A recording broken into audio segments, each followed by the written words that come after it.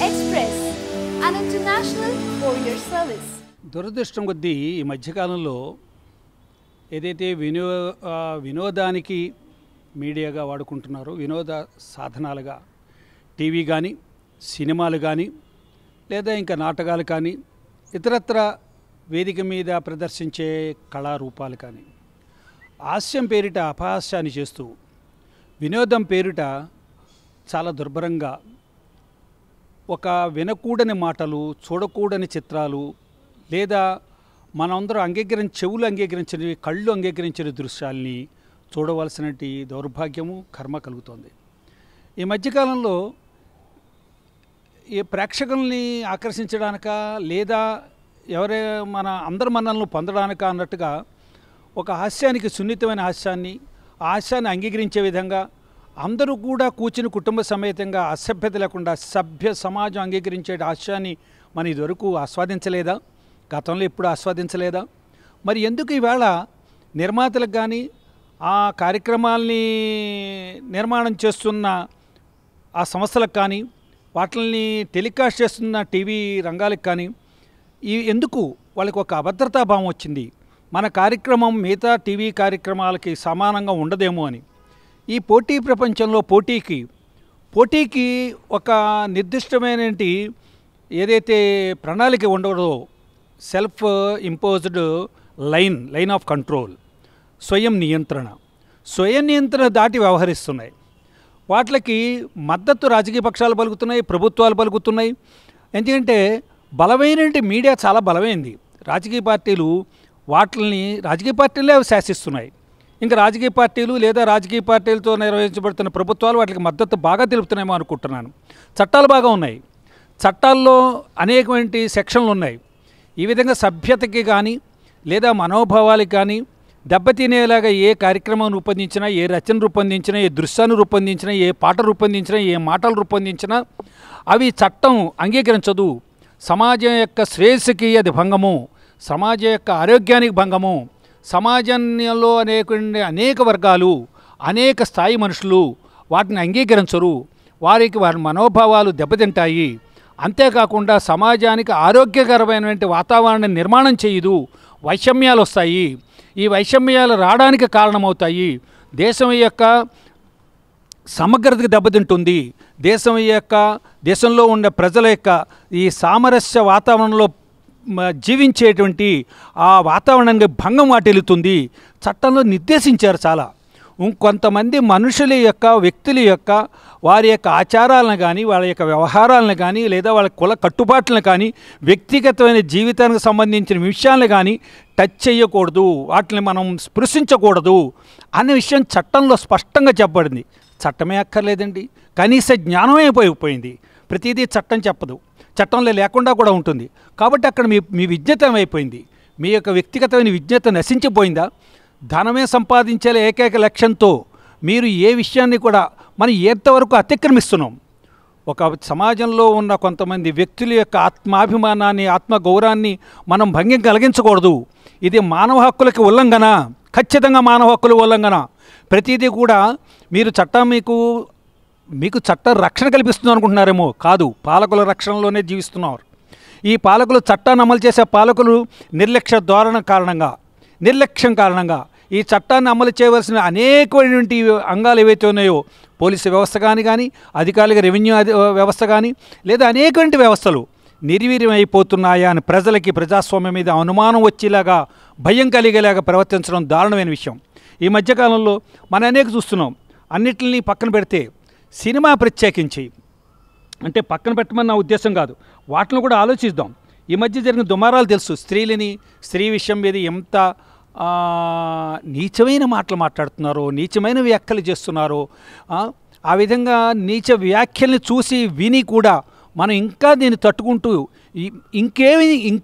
ఇంకెంత మాట్లాడే కోసం జనం ఆతృత పడుతున్నారా అని చూస్తున్నారా? నాకు ఒక అనుమానం కలుగుతోంది. దీన్ని కనుక ఎవరు కూడా ఆక్షేపించకుండా ఉన్నట్టయితే ఈ సమాజం అంగీకరిస్తోంది, ఈ వ్యక్తి సమాజం గ్రూపులు అంగీకరిస్తున్నాయి అని వీళ్ళే చాలాసార్లు చెప్తున్నారు. ప్రజలు చూస్తున్నారు కాబట్టి మేము తీస్తున్నామని అంటారు. ఎంత దారుణంగా ఉందండి! ప్రజలు చూస్తున్నారు కాబట్టి మేము తీస్తున్నాం. ప్రజలు ఏమంటున్నారు, వాళ్ళు దాంట్లో ఏం పెట్టారో మాకు తెలుసా, మేము సినిమాకి వెళ్ళాలనుకుంటున్నాం వినోదం కోసం, తీరా వెళ్ళిన తర్వాత మేమే ఊహించని దృశ్యాలు, మేమే ఊహించిన మాటలు, మేమే ఊహించినటువంటి పాటలు కనబడుతున్నాయి.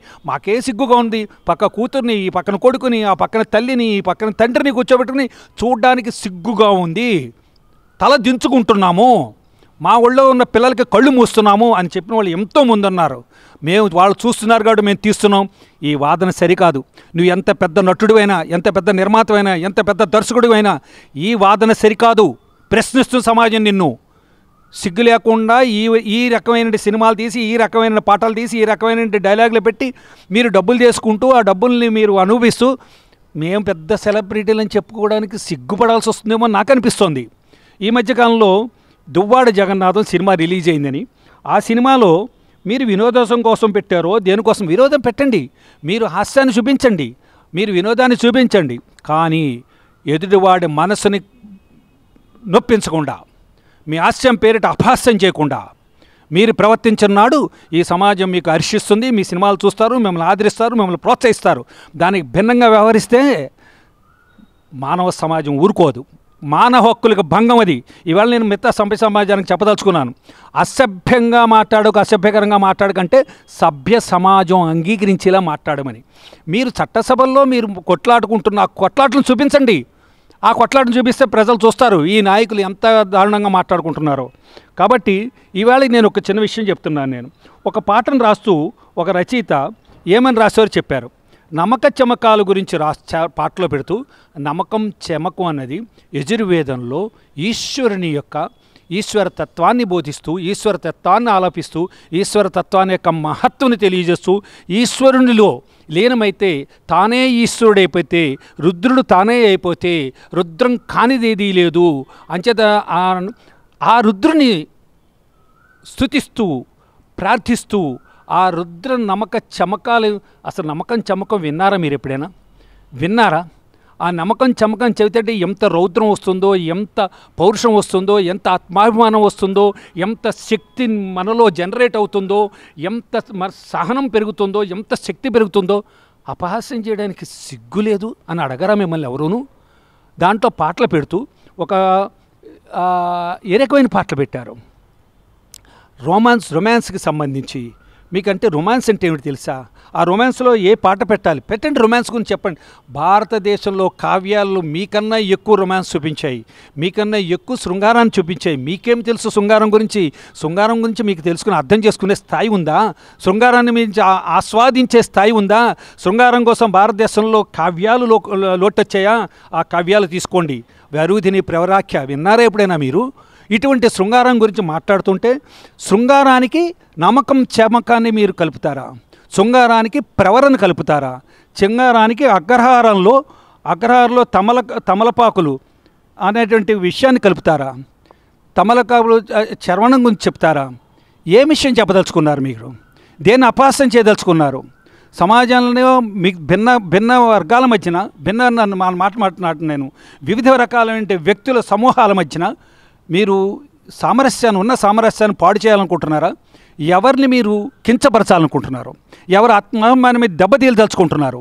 ఎవరిని ఎక్కువ కించపరిచి మీరు ఎక్కువ మిగతా వర్గం ఎవరిని ఆనందిస్తుందనుకుంటున్నారా? ఏ వర్గం ఆనందించదు.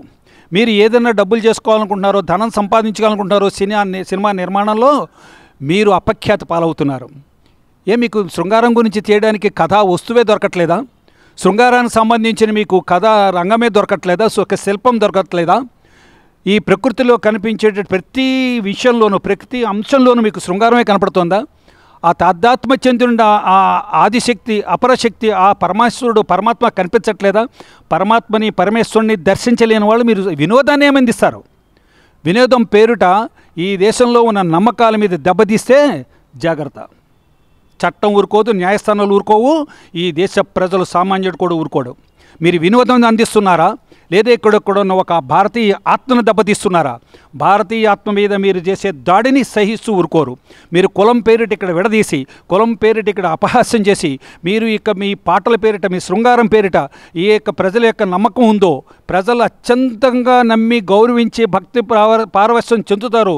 ఆ నమ్మకం చమకం రుద్రం, శ్రీ సూక్తం, పురుష సూక్తం, ఇటువంటి విషయాల మీదకి మీరు జోలికి వెళ్ళినట్టయితే, దేవాలయాల జోలికి వెళ్ళినట్టయితే, కొంతమంది ప్రజల యొక్క నమ్మకం మీదకి జోలికి వెళ్ళినట్టయితే, అగ్రహారాల పేర, కులాల పేర, లేకపోతే పేటల పేర, కులాల పేర మీరు చేస్తున్నటువంటి ఏదైతే అపఖ్యాతి కలిగించేటువంటి విషయం, దారుణమైనటువంటి దాడి చేస్తున్నారో ఆ దాడి నుంచి మీరు జాగ్రత్తగా ఉపసంహరించుకోండి, వెనక్కి వెళ్ళండి.